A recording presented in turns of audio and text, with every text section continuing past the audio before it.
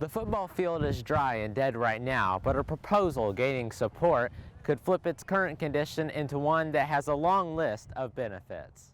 Having a turf field has become the norm at schools across the country, and at PRP, it could soon be a reality. We believe that a turf field in our community would expand opportunities for our kids in our area. We have countless sports and activities that you would use it. Our band has a regional competition every year. Our football team, of course, would use it.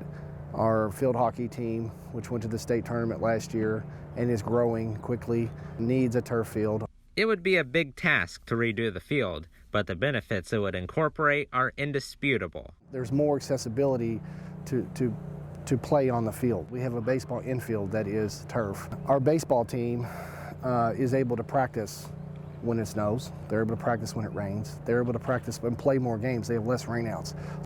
With a turf football field, that would expand to every outdoor sport that we have. It's not just PRP's administration that sees the turf field as a plus, but also the ones who will be playing on it.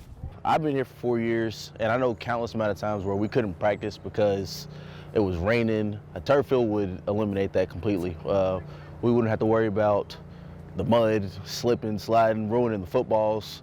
Having a turf field would be awesome. It would help us compete more in the same level with more affluent schools in our area who all have turf fields. Additionally, having the field would contribute to PRP's relationships with other area schools. Well, we value the partnership with PRP, and so the turf field will allow more students after school to enjoy the extracurricular activities, especially soccer. Last year, through my knowledge, we've had several students that could not play because they didn't have access. Turf fields would definitely catch us up, because when we go to play other schools, their facilities are better. And this gives us an opportunity to improve our facility and improve it for a large community of people. I'm Edward Smith, reporting for WPRP. As students, faculty, and families continue to navigate a reality that has been present for almost a year now, the counselors at PRP have developed a new way to keep students in the loop. The counselors and I talked about it this summer, what are we going to do to reach families better? And we came up with this platform. It's like the counselor's office, but online, from tips for freshmen to scholarship applications for seniors and everything in between. The website is a great resource to students who need help keeping up with important things to take care of. So the Counselor's Corner platform is a place where parents and students can go to find out all kinds of information. We have information about NTI, mental health, academics, scholarships, colleges, careers. We have everything you could ever imagine on the Counselor's Corner. It takes just a couple of clicks to access the web page. The easiest way for me to do it is by going to richtalk.com and clicking on Counselor's Corner under the Important Dates and Links category. It's beneficial to everyone in the family, not just our own students. We have resources and forms that parents may need for enrolling their child or getting their permit, mental health support. And with college fast approaching for most seniors, the website is even more extensive with resources. We have a lot of information for seniors. We have one whole page dedicated just to the incoming scholarships. We have a page dedicated to information about specific colleges and careers that they can check out. On that one, we have every college in the state of Kentucky listed, and it has direct links. We also have information about the backpack, and that's on the Counselor's Corner. It has all kinds of links there to help you. And then we have basic senior information about buying caps and gowns and things of that nature. So seniors definitely want to join the Google Classroom, but they also want to watch Counselor's Corner too. And even though this new avenue of communication was created, all of PRP's counselors encourage any student who is in need of any kind of help to reach out to them directly. Reporting for WPRP, I'm Edward Smith. As schools have been closed for well over a month due to the spread of COVID-19, lunchrooms, the place where some students gather for possibly their only meal of the day, remain closed. But the work being done at sites like this one aims to not allow hunger to be a concern during these uncertain times. With more than 1,000 meals served on average daily at Valley High School, it's no doubt there's a need that is being met.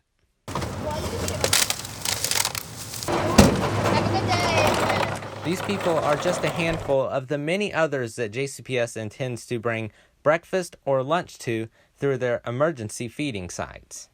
Well, the mission is to make sure that families have access to food. In Jefferson County, 67% of our students are eligible for free or reduced meals. So when we're not in school, access to healthy food and regular meals can be very difficult on families. And this is a very stressful time for all of us. So our mission is to help relieve or alleviate some of that stress by providing food for families. Across Jefferson County, there are more than 60 sites to match the growing number of students in need of a free meal. We're doing this program through the USDA's Summer Food Service Program, and we sponsor that program every summer.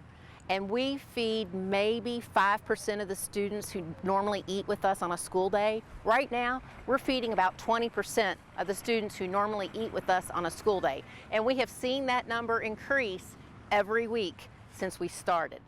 Of course, feeding this many students is not as easy as pie. There are more than 800 workers involved in not just giving out the meals, but also packaging them. Every meal contains protein, plus a fruit juice, plus a fruit, and the bread grain, which is usually part of the sandwich, and they also include milk. So we've got 2 assembly lines working in the central kitchen to drop those items into the packages, seal them, and then sort them for delivery. It's a big operation, but also a big help to the many people that need it the most. I have been at feeding sites several times, and I hear a lot of thankfulness expressed from families who say this is really important to them right now. If you have not gotten to a site but would like to, all the locations and times are up on JCPS's website. It's jcpsky.net. Reporting for WPRP, I'm Edward Smith. During a time of event cancellations, school closures, and social distancing, the end of this school year seems abnormally dull, especially for the senior class. But with a lot of planning and effort, the PRP staff found a way to put a smile on the face of our seniors. It's 10 o'clock on a Wednesday morning and PRP's parking lot is busy. Not with students, of course, but with teachers and staff who are preparing to deliver over 300 PRP-spirited graduation yard signs to seniors. Last week, Mr. Lytle sent out an email asking teachers to volunteer to deliver signs to members of the senior class.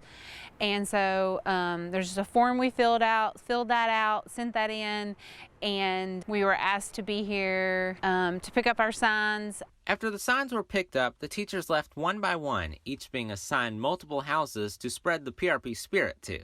I have 6 signs I'm going to deliver. I have about 20 to 25 seniors and that I teach, and I actually have 2 of my own seniors, so I'm really excited about that. And as the signs appeared, so did the smiles. I was very surprised, and I love the sign.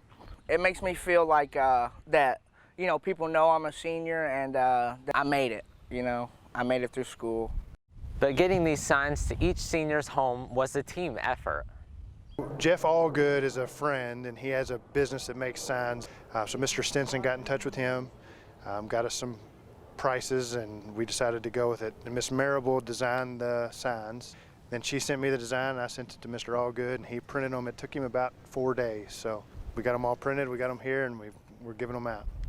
A big effort for a big milestone, which deserves recognition even in the midst of uncertainty. I think it's important to celebrate the seniors. The seniors have given us 4 good years. The 4th year cut short a little bit. Unexpectedly, there's nothing we could do. So I think it's important for them to know that we still care about them and that we want to see them succeed. To be able just to kind of do something extra special for this group is, it's nice. It's really nice. It's exciting. Reporting for WPRP, I'm Edward Smith. Inside Medora Elementary after school, the hallways are quiet, but the library is not. It's there you'll find students ready to learn and be app developers. We're doing it and some people won't do it. This group of students is one of several groups who've decided to spend 3 hours after school for 3 days. They are participating in Tata Consultancy Services' Go IT program, which is committed to bringing STEM learning to students across the world. This particular lab was presented by the Best College Match Foundation. Our goal in working with Best College Match is just for students to have opportunity and access. And so as we look at the work that we do, college coaching is a big part, but we also look at the career pathways. And we're excited about being able to work with Go IT because we can expose students to careers in computer science earlier. That was something that I wanted to bring in Medora for our students to have the opportunity. So I contacted Opal and was able to bring the program here and was very, very impressed at the quality of work that students were able to produce, the thinking that they had behind it, the way they were able to collaborate. You press information. You should... Students had to first brainstorm a relative issue to center their app around. From there, they moved on to laying out everything the app should incorporate, and then got to work with the basics of coding. What we walk them through are the steps of design thinking, so that they truly understand that, okay, yeah, I need to empathize with who that end user is going to be, and then realize what the problem is, and then from there come up with ideas for what this app is going to be. So they started at that level with it, and then they went into the wireframing, and from there they go into the actual storyboard. As far as getting onto the computers and coding, what they typically are able to do is just that welcome message. At the end of the week, the students got to give a Shark Tank-style pitch to a panel of judges based on the students' ideas. On the fourth day, we do what's called Shark Tank, where they make a pitch. They talk about their app, what it's for, who would use it, why they would use it, what they can do with it, and then they ask the judges for help, usually some type of monetary price, so that they can continue to develop their app. As these students walk away from this camp, they not only have skills with technology, but more importantly, universal skills that tie into JCPS's Backpack Initiative. We were looking at problems in our community, so that relates to globally competent citizens. They had to communicate and collaborate their ideas, and then they also had to innovate. They were creating an app. So students that participated in this program had the opportunity to use all 5 skills at the same time. The top teams from not just Medora, but other schools in this area that have participated in this program will be able to showcase their apps and their ideas to another group of judges later in the fall. I'm Pleasure Ridge Park High School correspondent Edward Smith reporting for Our Kids.